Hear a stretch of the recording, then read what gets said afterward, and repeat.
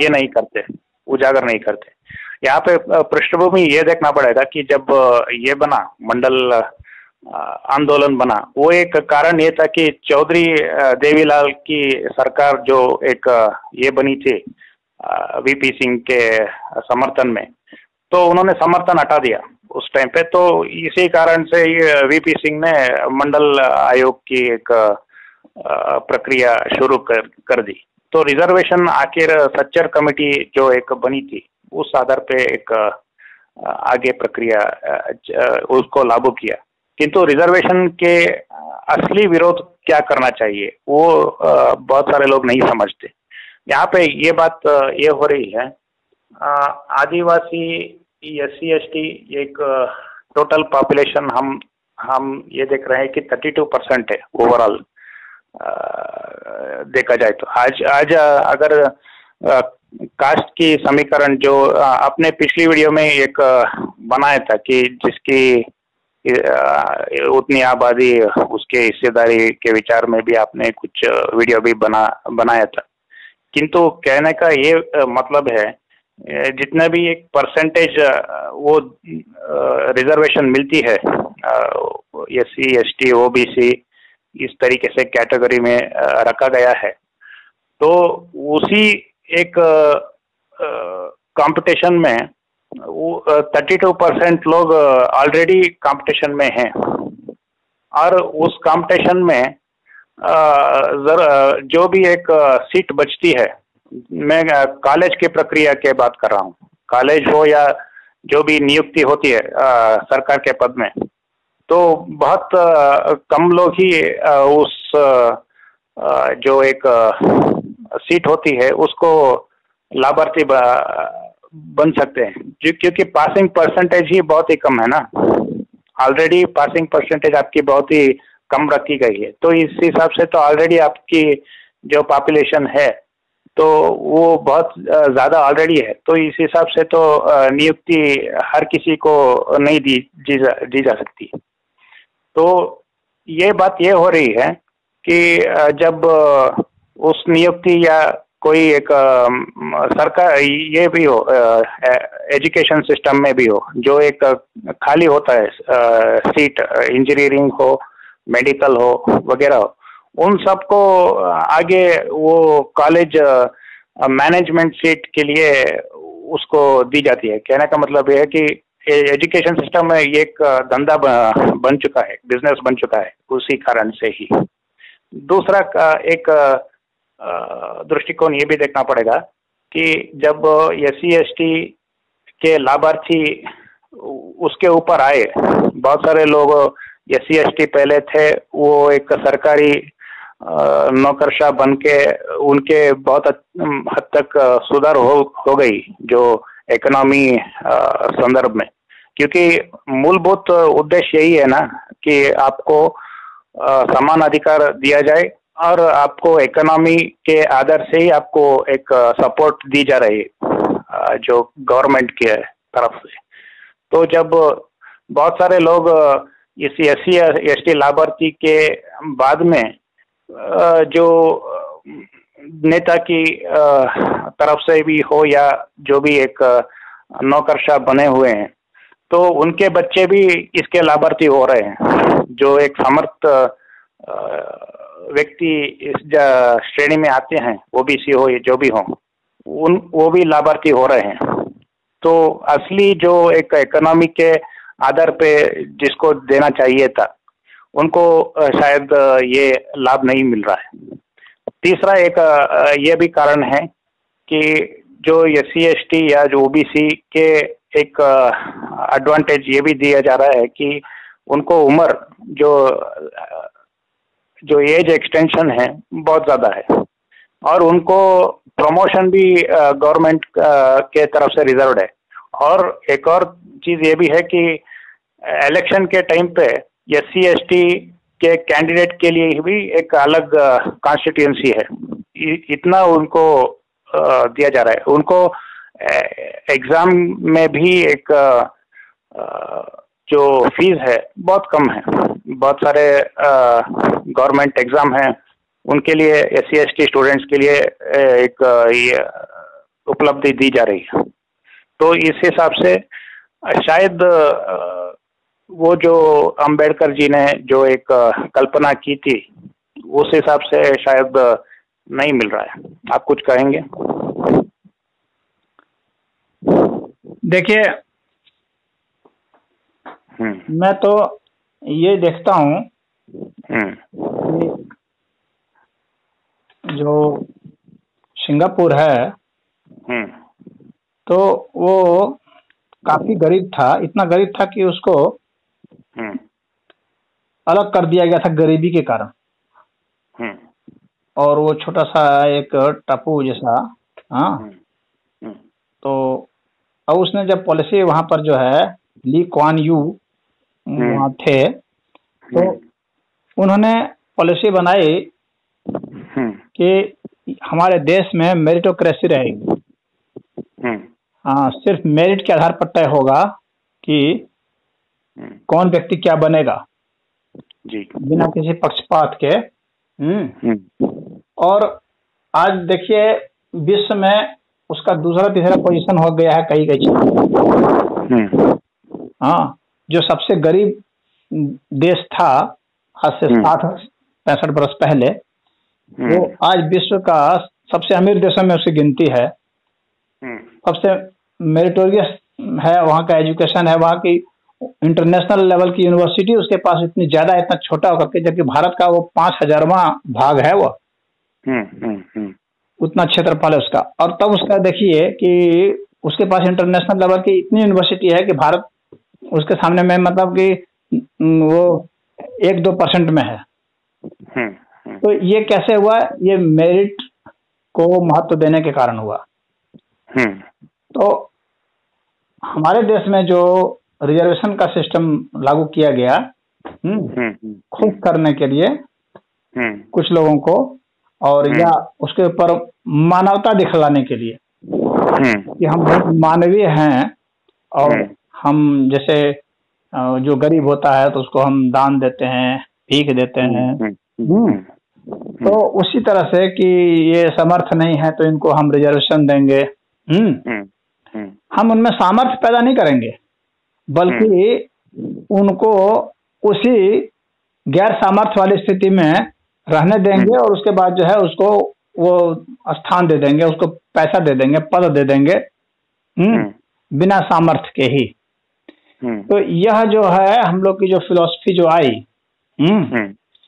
तो इस फिलॉसफी ने आज देश की स्थिति को खराब किया हुआ है, और उनकी भी स्थिति खराब किया है। गवर्नमेंट जॉब कितने मिलते हैं, या कितने जो है भारत में कितनी आबादी जो है वो जो गवर्नमेंट सर्विसेज में है, गवर्नमेंट की सर्विसेज ही कितनी है अगर देखें। और फिर जब वे सर्विस नहीं पाएंगे फिर वे क्या करेंगे, फिर उनकी स्थिति क्या होगी? आप कहाँ कहाँ उनको रिजर्वेशन देंगे? आप उसको अस्थायी रूप से अपाहिज बना रहे हैं, और उसी को नहीं पूरे देश को बना रहे हैं उसी हिसाब से। तो क्या हो रहा है कि हम लोग उनके विकास के लिए तो योजना बनाए, लेकिन उनका विकास हुआ नहीं उस हिसाब से। हाँ, तो हम लोगों ने मान लीजिए अपवाद कुछ हो गए होंगे, मैं ये नहीं कहता हूँ कि उसमें से एक भी नहीं हुआ, मतलब कुछ हो गए होंगे, लेकिन हम लोगों ने उसको ढंग से डिजाइन नहीं किया। तो हमने न ढंग से मानवता ही दिखलाई, न ढंग से व्यवहारिकता दिखलाई, न ढंग से हम लोग इकोनॉमिक आधार पर सोच पाए। तो इसके कारण ही वो जरूरत थी। अगर जैसे मान लीजिए उनको आरक्षण दे भी रहे थे आप, तो वन टाइम आरक्षण देना चाहिए था, या एक इकोनॉमिक लेवल के बाद उसको हटा देना चाहिए था। हाँ, और जाति के आधार पर नहीं देना चाहिए था, आर्थिक आधार पर ही सबको देना चाहिए था टोटल। किसी भी जाति विशेष का, धर्म विशेष का हो, अगर वो गरीब है तो उसको दे देना चाहिए था, चलो तुम्हारे लिए आरक्षण रहेगा।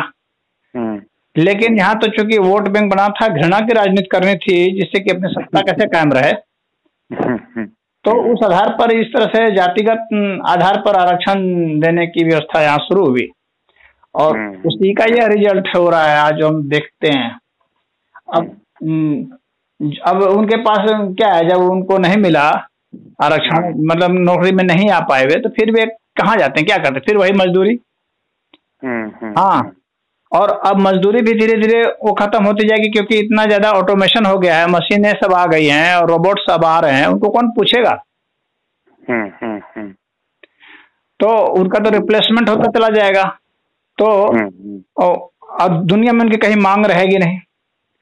आप उनको ऐसा बनाते कि उस उनकी इंटरनेशनल मांग होती, कहीं भी वो जा करके कमा लेते, तो भारत के लिए वो एक एसेट होते। अब भारत के लिए वो एक लायबिलिटी हो गए कि उनको ढोना है, उनको खिलाना है, उसके लिए जो है हम मनरेगा योजना, तो फलना योजना, ढिकना योजना निकालते रहते हैं कि किसी तरह से उनको जो है जिंदा रखें और वोट पाते रहें। उनको हम एक ऐसा नहीं बना सके कि इतने प्रतिभावान कि उनकी हर जगह हम मांग हो, वे जहाँ जाए वहाँ मांग हो। तो हम लोग की ये पॉलिसी जो है, जो कि सिर्फ वोट आधारित पॉलिसी है, इसके कारण हमारे समझ से बहुत नुकसान हुआ। हम लोग को ली कुआन यू के हिसाब से वैसा प्रधानमंत्री चाहिए था। जी, मैं इसी विचार को शायद आगे के संदर्भ में कुछ बाद में कहूंगा, क्योंकि कुछ विषय बाकी जो है इसके ऊपर भी कहा जा सकता है। मैं आगे जाके एक और मिथ के ऊपर ले जाना चाह रहा हूँ। ये हिंदू नेशन या हिंदू जो एक साम्राज्य है, वो एक कल्पना आरएसएस किस तरफ से कर रही है, ये बहुत महत्वपूर्ण विषय है कि हम जो कल्पना कर रहे हैं आम जनता, उससे थोड़ा भिन्न है। अगर आरएसएस के अपने विचारधारा के हिसाब से जो ले जाना चाहिए। अभी तो जैसे हिंदू राष्ट्र के किस तरह से होगा, क्या होगा, तो उसका कोई बायलॉज तो आया नहीं है, इसलिए उसके ऊपर जो है ना बहुत ज्यादा तो अभी बोलना उचित नहीं रहेगा, क्योंकि जब उसका फॉर्मेट आ जाएगा कि इसमें ये होगा, नहीं फॉर्मेट तो सही है, हाँ ठीक रहेगा। अभी ऐसा कोई ऑफिशियल फॉर्मेट कोई जारी हुआ नहीं है, अब तो सब गेस वर्क है सबका। फॉर्मेट तो ऑलरेडी है, और ये बात ऑलरेडी नहीं है, फॉर्मेट नहीं है, अभी कहाँ फॉर्मेट है, कहाँ उसका आप जो प्राइम मिनिस्टर मोदी जी हैं, उनके स्पीच को शायद आपने गौर नहीं किया होगा। वो हमेशा एक बात कहते हैं, one nation, one earth, one constitution, one language, one religion. इस तरीके से वो एक ऐसा तो उन्होंने कभी नहीं कहा कि वन रिलीजन, मैंने तो नहीं सुना। आप कहाँ सुने हैं, जरा बताइए। नहीं, मैं आगे की बात कर रहा हूँ। मोदी जी जो कहते हैं वन नेशन वन अर्थ कहते हैं। अच्छा, तो उस वन के हिसाब से आपने वो बना लिया है। तो ऐसा one nation, one constitution, one earth, one language, one custom, इस तरीके से ऐसा वन तो संभव नहीं है। पहली बात तो है कि ये संभव ही नहीं है कि भाई वन ड्रेस, हाँ वन फूड, वन ड्रिंक, ऐसा थोड़ी संभव है दुनिया में। ये तो बकवास की बात है, ऐसा वन नहीं हो सकता है। कुछ स्तर पर देखिए, कुछ स्तर पर आप वन को लागू कर सकते हैं, लेकिन अगर फिर आप सब वन लागू करेंगे, फिर 2 कहाँ जाएगा, 3 कहाँ जाएगा, 4 कहाँ जाएगा, फिर तो बाकी संख्याएं कहाँ जाएंगी। हाँ नहीं, तो ऐसा नहीं हो सकता है कि सब वन। तो हम लोग के 2 आईज क्यों है? हाँ सोचिए। तो ऐसा नहीं कहा जा सकता है कि सब जगह आप वन लागू करते चले जाएंगे। ये तो एक ये सनक है और कुछ नहीं है। मैं जितने भी एक जो मोदी जी के भाषण सुने हैं या अन्य जो भी एक संघ के जो आते हैं, उनके तरफ से मैंने इसी तरफ के एक उनके आइडियोलॉजी जो है उनके ऊपर मैं बात कर रहा था। अब इतिहास के कुछ ऐसा तो खैर मैं तो अभी वैसा, जब वो आएगा फॉर्मेट तो उसके बाद फिर कमेंट करना ठीक रहेगा, लेकिन मैं इतना जानता हूँ कि हर चीज वन नहीं करना चाहिए, और जो 1 है तो उसका डिवीजन होकर के फिर 2 हो जाता है। हाँ, इतिहास के कुछ वन जो है कोई एब्सोल्यूट नंबर नहीं है। 1 कोई एब्सोल्यूट नंबर नहीं है। It can be divided, it could be added to anyone. हाँ, 1 is not an absolute number. मैं उसी हिसाब से एक आगे की कड़ी जो इतिहास के संदर्भ में जो कहा जाता है उसके ऊपर मैं जाना चाहता हूँ। जो एक टेम्पल के ऊपर अनेक विवाद जो गढ़े जाते हैं कि इतिहास के तरफ से जो पिछले जो मुगल राजा थे वो मंदिर को तोड़ते थे। किंतु यहाँ पे संदर्भ ये है कि वो जो मंदिर तोड़ते थे वो बनाया हुआ था राजा महाराजाओं ने। ये हिंदू शब्द वहाँ पे लागू नहीं होता, क्योंकि ध्यान कीजिएगा कि जो भी एक स्थल थी, तीर्थ क्षेत्र हो या बाकी क्षेत्र हो, वो सब उस टाइम से जो हम आज की कल्पना करते हैं, जैसे कि हम अगर मैं चाहूँ तो काशी हो या इस तरीके से हिमाचल में जाने की कोशिश करूं, उस तरीके से पर्यटन स्थल तो बाकी टेम्पल नहीं थे। वो सब एक राजा महाराजा की अपनी एक जगह थी। वो टेम्पल में पूजा महारानी या जो भी थी वो करती थी। तो इस हिसाब से वो जो भी एक मंदिर तो तोड़ते थे, वो राजा महाराजा की एक जो विरासत थी उनको अपमानित करने के लिए वो तोड़ते थे। ये थ्योरी कौन प्रपाउंड कर रहा है? कोई कम्युनिस्ट कर रहा होगा और मुसलमान कर रहे होंगे। ये भी एक अपनी एक एंगल है, मैं वो उस हिसाब से कहना चाह रहा हूँ। और कम्युनिस्ट भी कर रहे हैं। ये जो है ये प्रोपेगेंडा है, ये मिसगाइड करना है हिंदुओं को। हाँ, ये तो प्रोपेगेंडा है, मिसगाइड करना है हिंदुओं को कि ये वो ये करते थे राजाओं के मंदिर को। क्यों राजाओं के मंदिर को भी तुम तोड़ोगे? राजाओं का हिंदू नहीं थे वे क्या मुसलमान थे? क्यों तोड़ोगे? राजा थे ना। कौन हो तुम तोड़ने वाले? वो चाहे किसी एक व्यक्ति का था या पूरी कम्युनिटी का था या किसी गांव का था, कोई भी जो मंदिर था वो पूजनीय है। जी जी। हाँ, और हिंदुओं का पूजनीय स्थान है। तुम तो कौन होते हो तोड़ने वाले? तोड़ने वाले ये आप जिनको कह रहे हैं वो अपनी एक राज सत्ता थी। मैं इस हिसाब से कह रहा हूँ कि जो एक नहीं थी, वो हर मुसलमान के लिए फर्ज है मंदिरों को, गैर मस्जिद जो इस्लामिक ढांचे हैं उनको तोड़ देना। दूसरे धर्म का उस हिसाब से कह सकते हैं, उस हिसाब से भी आप कह सकते हैं कि उन्होंने ही तोड़ा जा रहा है, कोई और हिसाब से नहीं तोड़ा जा रहा है।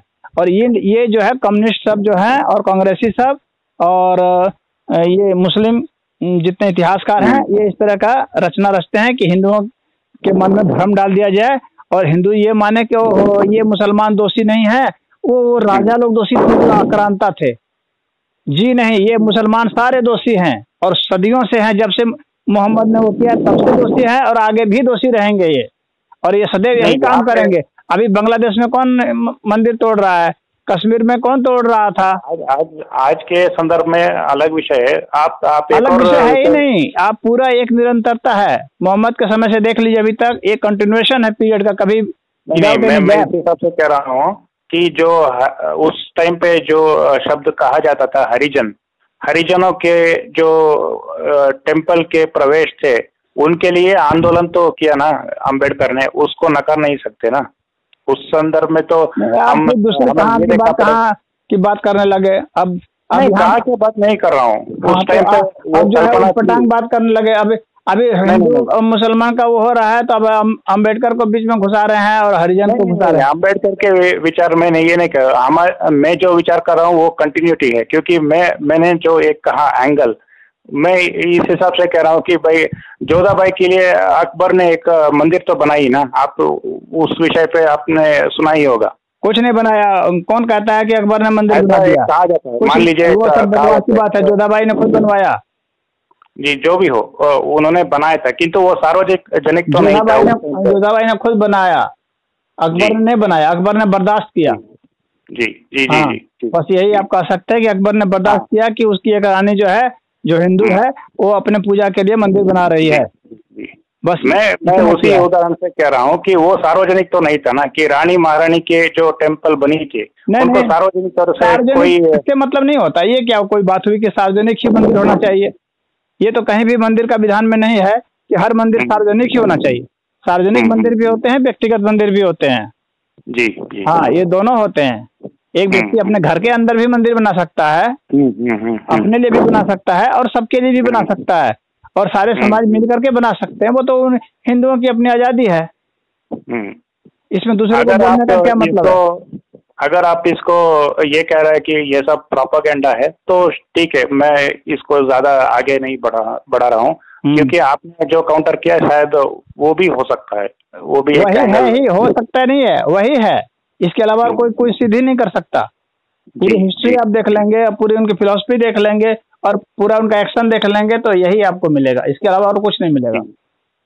एक और विचार पॉपुलर हो रहा है आजकल, गर्व रहने दीजिए, बहुत टाइम हो गया, इतना बहुत है। ठीक है, मैं किसी और दिन मैं आखिरी 2 मिनट में आपको एक बात कहूंगा, इसी विचार को शायद अगर कल के समय पर आप नहीं, कल नहीं, फिर आप एक सप्ताह बाद बात कीजिए। जी ठीक है, धन्यवाद। हरिओम।